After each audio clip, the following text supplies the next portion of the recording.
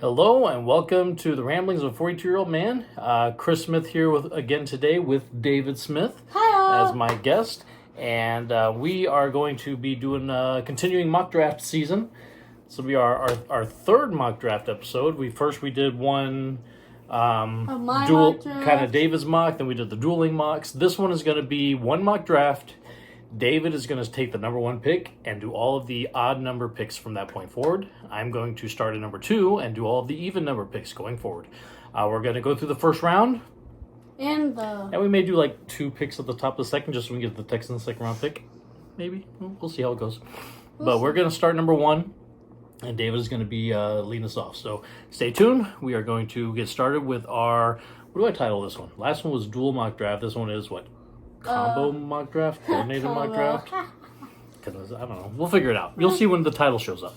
All right. Hold on a second. All right. On the board with the number 1 overall pick, David is going to select for the Carolina Panthers.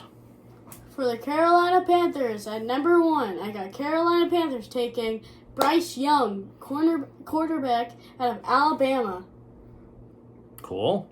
Any analysis about that? Analysis, he's a great improviser. He can be decent at running the ball, but he's great at when pressure is applied to him. He's better at improvising than C.J. Stroud. I think he's gonna have a better years compared to Will Levis and Anthony Richardson, so I have him at number 1. His weakness is his size, because he's like shorter than Kyler Murray. All right, you heard it here. Number 1 pick, Carolina Panthers are taking Bryce Young, quarterback out of Alabama. What are the Texans going to do? All right, so on the board at number 2, Houston Texans have the number 2 overall pick. I got to tell you, this has been kind of almost inked in as Bryce Young, but David just threw us a little curveball and gave us Bryce Young to Carolina. I've got to say, I don't think the Texans are as high on C.J. Stroud as they are on Bryce Young. That being said, do they go for the number 2 quarterback? Is he really their number 2 guy? I'm going to go throw a little curveball here myself as well, and I'm going to say let's shore up that defense. Let's give D'Amico Ryan somebody to put people around, and I'm going to go Will Anderson, defensive end / outside linebacker from Alabama. Again, I don't necessarily think the Texans are that high on C.J. Stroud. I think his lack of improbability and him needing kind of the perfect kind of system play call for him to do. Maybe the Texans will be that kind of a system, but right now they're still learning a brand new system, so I don't know how C.J. Stroud fits in. I love Will Anderson. He's actually my number 1 player available in this draft, so I would be really happy with this. And we will see what the Texans do when it comes to quarterback as we go forward. So, with my number 3 pick, the Arizona Cardinals will pick Jalen Carter, defensive tackle out of Georgia. Whoa! I threw a big curveball. Whoa! Man, we were talking before the video recording on this, and I did not think this was going to be how it went. Wow, all right. I was thinking either Jalen Carter or Tyree Wilson, but with Will Anderson off the board, I had him go number 3. So I kind of had to choose the best available player, and I think that is Jalen Carter so far. I tell you, Jalen Carter was like consensus number 1 player of this draft before the arrest happened during the combine, and then his pro day, he came in kind of not prepared. But he, of all just going on college tape, Jalen Carter is the best player in this draft. So and that's why I got him at number 3. Awesome. All right. It's been a draft of shakeup so far. Let's see how we go going forward. All right. Well, after some craziness in the top 3 picks of the draft, I'm going to go with one that kind of falls to Indianapolis, I think. I think that if this is how the top 3 picks went, the Colts would be ecstatic to run up there and say, give me C.J. Stroud, because I do think the Colts like C.J. Stroud. I think they like him a lot. I think they really wanted to try to get up into that number 1 pick, I think, to get C.J. Stroud. So if he falls to them at number 4, I think they would be extremely happy. Mm-hmm. Again, like David said, the knock on C.J. Stroud is just he kind of needs to have like the perfect system and game plan, and he sticks to that system and that game plan. He's not a great improviser. If the play breaks down, he's not good at creating necessarily. That being said, if the Colts can surround him with enough talent on offense where he can just play and do what he needs to do, like JT, I think he'll be all right. So again, Colts are really happy with this one. All right, so the number 5 pick, Seattle Seahawks. Well, since I chose Jalen Carter going at number 3, I got the Seattle Seahawks going with Tyree Wilson, defensive end from Texas Tech. All right.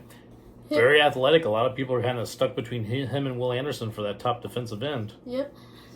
One of the weaknesses that I see with him is his lack of bulkiness. Will not help against like the strong O lineman in the run game. So his size and his length provides a lot of room for error, but with his bulkiness, it'll make it hard during the run game. Well, hopefully he can probably... I think Will Anderson has some of the same things where he's a little light. Tall enough, though, and the body's type to be able to put on some more weight if they need to. So I think... that sounds like one of my strengths on my new big board. Yeah, there you go. Awesome. All right, well, that was our top, five picks? 5 picks in the books. 5 picks in the books. We'll continue on next with what is it? Detroit, I believe, going on next. All right, so Detroit is on the board. So far, it's been a run of quarterbacks and defensive linemen. We're going to branch out for Detroit because I think their defensive line is pretty well set with Justin Houston and Aiden Hutchinson right now. I think they need some help on the back end of that defense.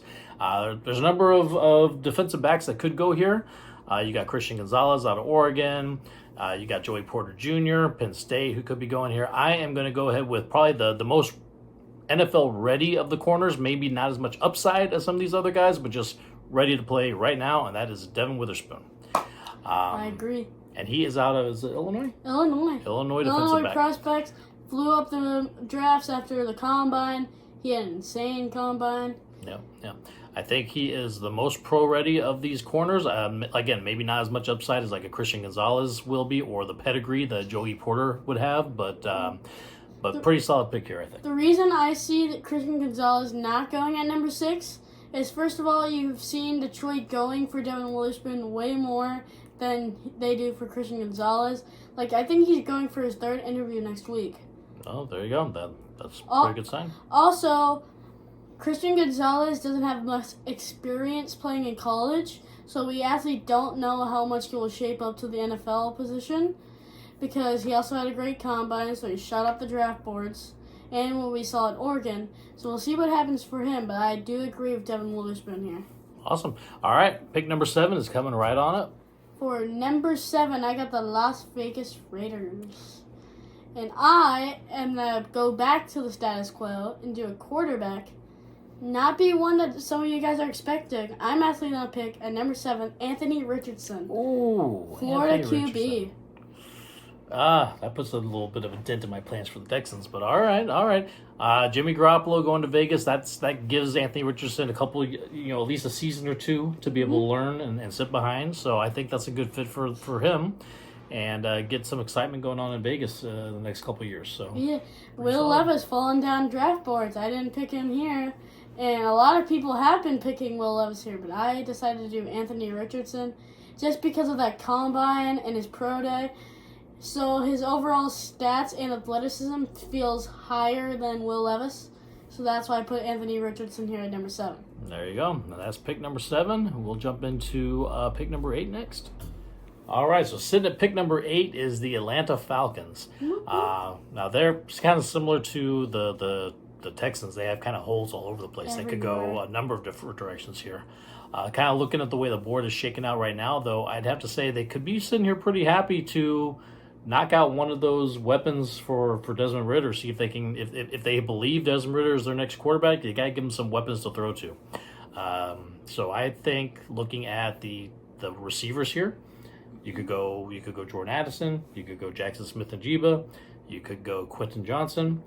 I think the most well-rounded and ready to go of the 3 is Smith-Njigba, and that's where I'm going to go with Atlanta. So Jackson Smith-Njigba, coming out of Ohio State, going to the Atlanta Falcons at pick number 8. That shakes what I was going to do, or a few picks later. This is why this draft is fun. We give ourselves some different takes here. All right, Coming up next, the Chicago Bears are finally on the board after trading back from number 1 earlier in the offseason. Let's see who they're able to grab here. And I already know who I might choose. All right, so at number 9, I got the Chicago Bears. Maybe not what everybody was expecting for me to choose here, but it's one of their needs, and I think they need protection for Justin Fields. So at number 9, I got Chicago taking Paris Johnson Jr., offensive tackle of Ohio State. They fill in with their scheme fit, so I feel like this will be perfect protection for Justin Fields for a year to come. Makes sense to me. I definitely think tackle is a way to go here, whether it's Paris Johnson, Peter Skoronski, you know. Or if Jalen Carter falls to 9. Yeah, that could be two. Could you imagine going from 1 to 9 and still getting Jalen Carter? Yeah. That'd be crazy. But all right, so going offensive tackle here, first offensive lineman off the board, and let's see how we're going. We're getting into our the last pick of the top 10, and we'll get with going on that in just a second. All right, so number 10 to finish out the top 10, we got Philadelphia Eagles on the board. Now, opposite of the teams like Atlanta and the Texans, I don't think Philadelphia has tons of holes to fill. I do think a gap that they could use some help that we saw in the Super Bowl. Their secondary kind of let Mahomes kind of do his deal. So let's see if we can't shore up that secondary a little bit. With Devin Witherspoon off, my next top corner would be Christian Gonzalez out of Oregon. As David mentioned earlier, not that experienced yet, but the athletic traits and the just natural ability is there and is pushing him up these draft boards. And I think you're going to see him go really high. So again, shore up that defensive backfield for the Eagles. Let's get them Christian Gonzalez. All right. So number 11, Tennessee Titans coming up next. So at number 11, the Tennessee Titans are up. And this might be a shocking pick for some of you because the Titans need a wide receiver, but they also have some holes on offense that could get replaced. But this one might be a little shocking because I haven't seen this person on too many mock drafts. So number 11, I got the Tennessee Titans picking Will Levis, quarterback from Kentucky. Oh, they're going to bail on Malik Willis already, huh? Mm-hmm. No? He looked terrible when he was playing in the first year. Maybe they can build him up. But I feel like they're wanting a QB so they can win now because they have Derrick Henry. Mm-hmm. But they did trade A.J. Brown, so maybe not. But I feel like this is a pick that they could take, and if Will Levis falls down here, it could be a possibility.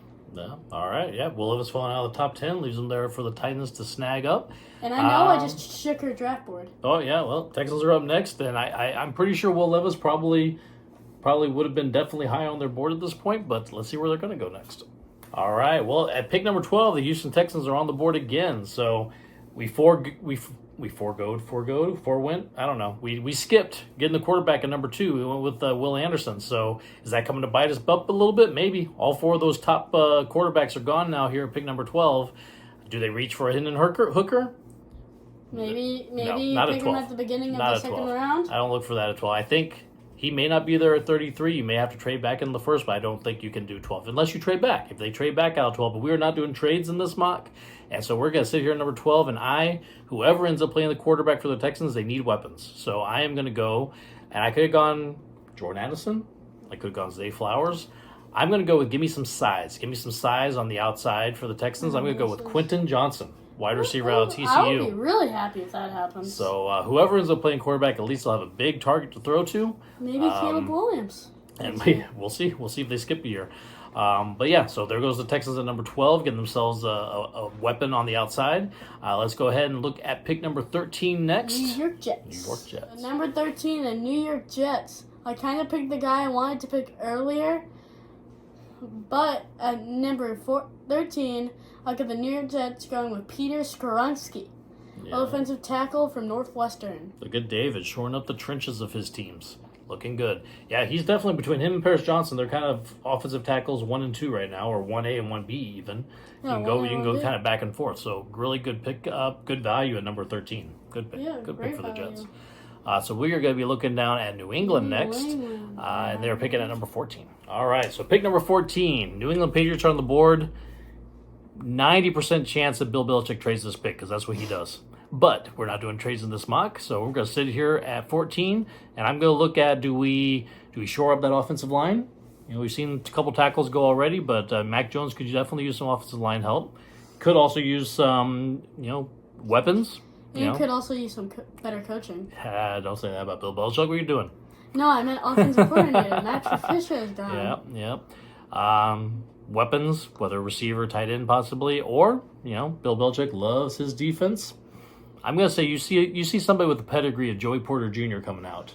I don't think Bill Belichick can pass that up. So I'm thinking that New England Patriots at 14, sorry Steelers, are going to grab Joey Porter Jr., cornerback out of Penn State. That shakes off my draft board. All right, let's see what we're doing at 15 next. All right, next I got number 15. I got Green Bay. We still don't know what happens with Aaron Rodgers, So whatever happens, if it's either Jordan Love, maybe Aaron Rodgers, maybe they get cut or just draft a new quarterback this round. But I have the Green Bay Packers going with wide receiver with Jordan Addison, wide receiver out of USC. There you go. Look at that. Get rid of Aaron Rodgers and finally get him a first-round receiver, huh? To go along with Christian Walker. Not gonna happen. All right, so that's Green Bay Packers. As David said, who knows what's going to go on with them at quarterback, but they got a new weapon here with Jordan Addison. But probably between him and Zay Flowers, probably the speediest guys out there right now when it comes to receivers. So whoever's playing quarterback is going to enjoy that pick. All right, we are going to be looking at pick number 16, Washington Commanders. Crazy offseason for them, but let's see what they're able to do with their first-round pick. All right, next on the board is the Washington Commanders.